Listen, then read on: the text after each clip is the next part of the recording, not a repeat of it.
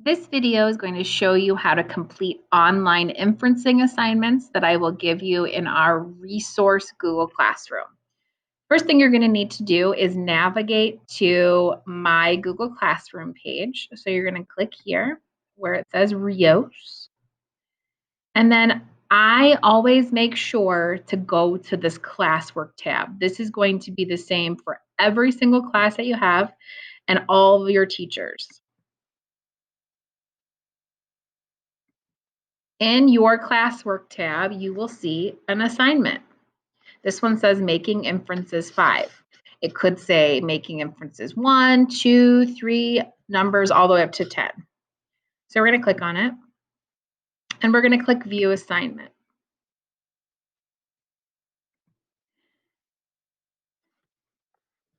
And there's some directions here for you. It says complete the online inference reading quiz attached. When you finished, click email and email your results to me. And here's my email address that you can use.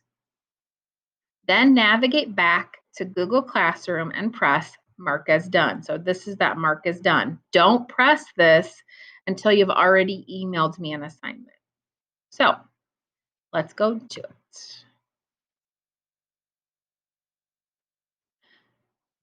Once you're here, it says Making Inferences 5 reading quiz. You're going to click on this button that looks like a play sign.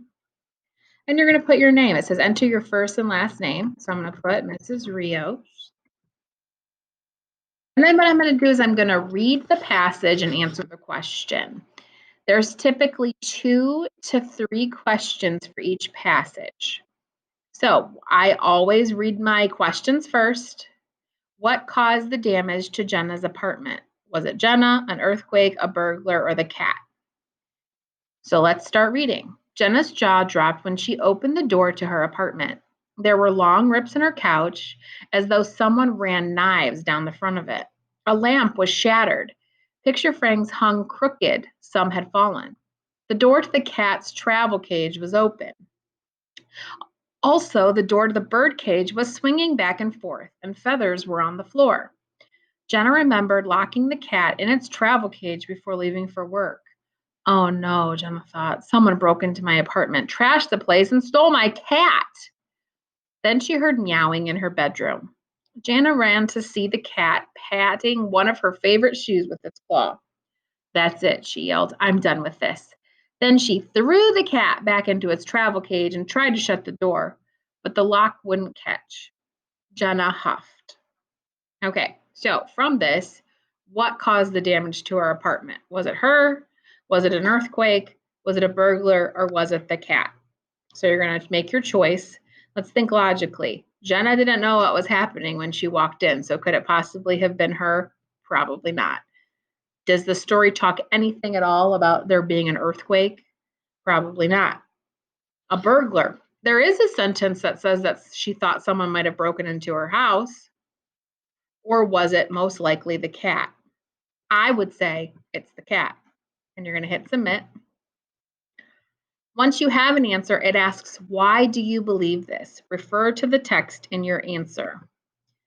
I would like you to model all of your questions and your answers like this.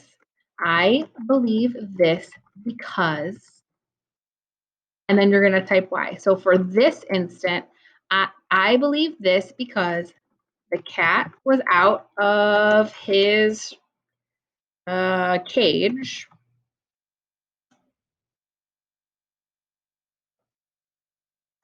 and tore through the house.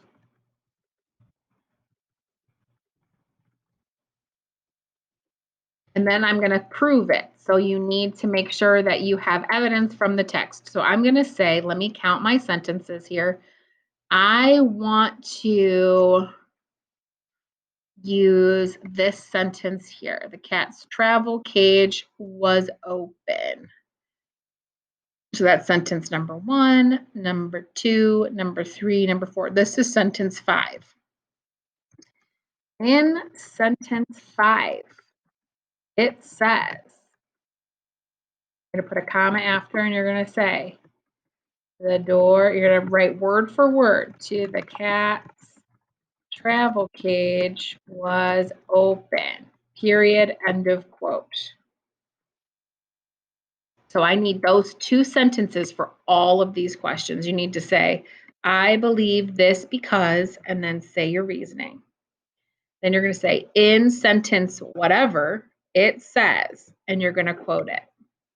And then you'll hit submit. And it tells you right away. It said correct. You were correct. It's only grading this top part, though. It's only going to grade the multiple choice part. I have to individually go in and see how you did on your short answer. Many of you have both inferencing goals and citing evidence goals in your IEP. So what that means is that you need to do both things. You need to be able to understand what a person is saying in a story or a passage without directly them coming out and saying it. And then you need to prove why you believe what you believe. So this kind of does both things, which is why I chose this as one of our assignments that we're going to do together. So you're just going to go through and answer the questions. I'm just going to type through real quick so I can see. But again, it's telling you exactly if you're right or wrong.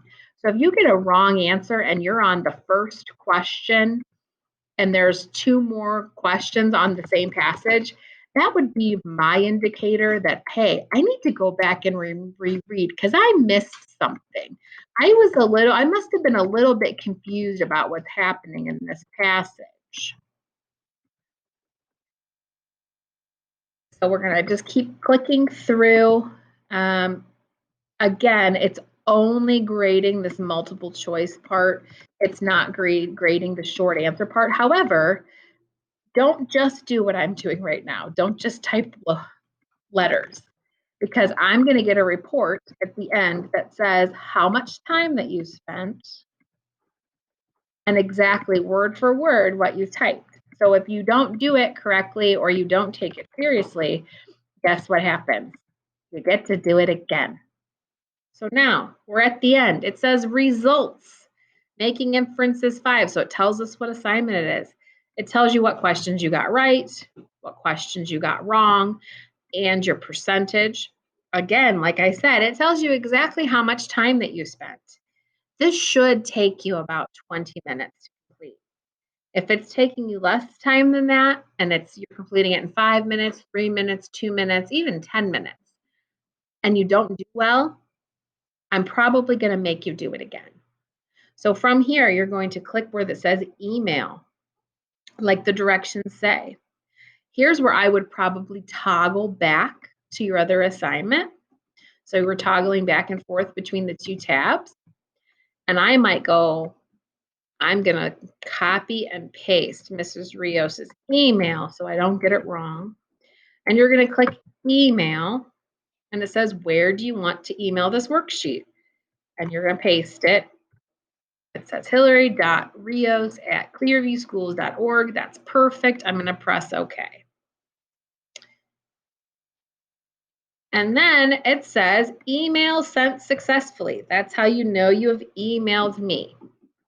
Now from here, I would go back into your assignment, and then I would click mark as done and mark as done. And that's how I'll know, hey, I need to go check my email because Sally Sue turned her assignment in.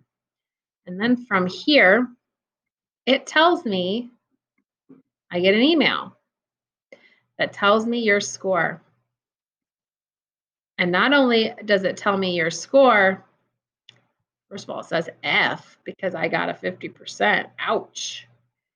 But it also says exactly what I typed. So look, my first one was good, right? Because that was our example. The rest of these, not so good. And so what that does for me is it shows me exactly what you've typed so I know exactly what I need to do and how I need to help you more. You want to make sure that your goal is always to be as honest as possible when you complete your assignments, because you might need help, but if you do really well or have someone else complete an assignment for you, I won't know that you need help. Likewise, if you're really good at something but you just pretend to not be, I'm going to give you help that you don't need. And I'm all about giving you help. Please make sure if you have any questions or you're confused, email me or message me or talk to me in class.